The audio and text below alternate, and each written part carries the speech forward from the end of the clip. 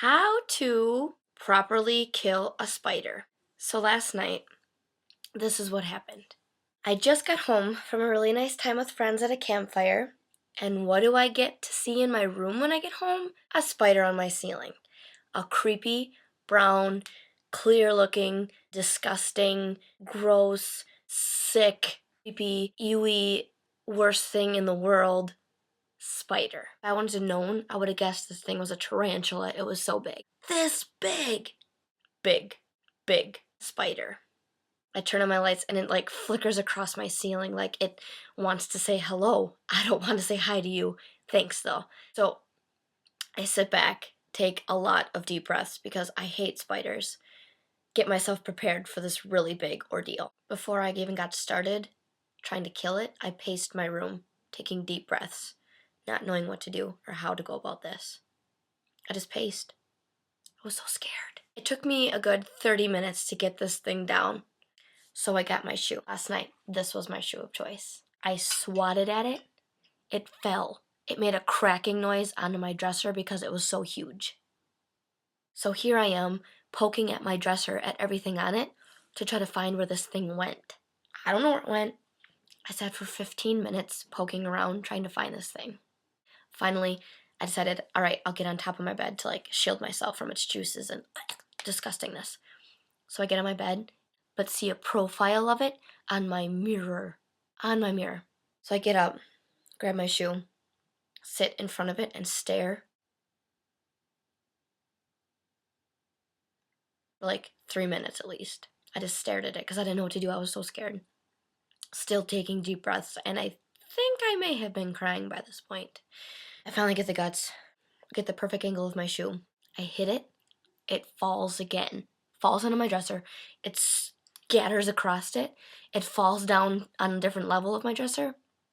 And I grab my shoe and I just whack it so hard.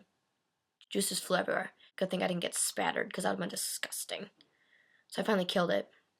It's in my garbage now. So let me tell you how to properly kill a spider. Here's what you're gonna need. Safety glasses. Specifically, safety sunglasses. These will shield you from the gross looks of spiders. Water to keep you hydrated. This is gonna be a big job. Boots. Any kind of boots. But the best kind are red rain boots. These are for the guts that you might step in. A lot of shoes. I like these shoes the best because they have flat bottoms, which allow for fast kill. If you don't like to use shoes, pick a tennis racket. Those can do some damage. If a tennis racket and shoes might fail you, a football is the next weapon of choice. Just launch it at the thing. And last but not least, a winter hat. This will assure you that it won't hit your hair and then crawl in it and it'll get lost. So now you're ready. This here dot represents Mr. Spidey. Step 1, drink some water. Step 2, take 3 deep breaths for preparation.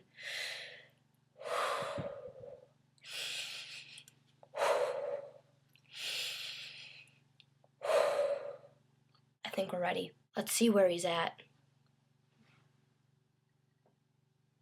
He doesn't seem to be moving too quickly. This is a good sign. Let's get started before he starts moving. I chose this shoe this time. Extra flat, remember? Let's test it out. Stand back really far. These things jump. You have to get the right angle. 42.753 degrees is ideal. I have my angle right.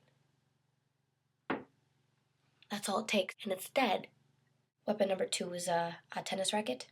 These things can do some damage. Here it is. What's weapon number 3 but a football? Always make sure you have your fingers in between the laces. In between the laces. You want to throw a perfect spiral at this thing. Otherwise, it won't die. I think we got him. Look, he even has a chip out of his head. If the spider would choose to jump, get on higher ground. On top of a bed is perfect. If a spider doesn't die on first smash, keep trying. But I guess if you want to go the easier route, you could just get your vacuum and suck it up.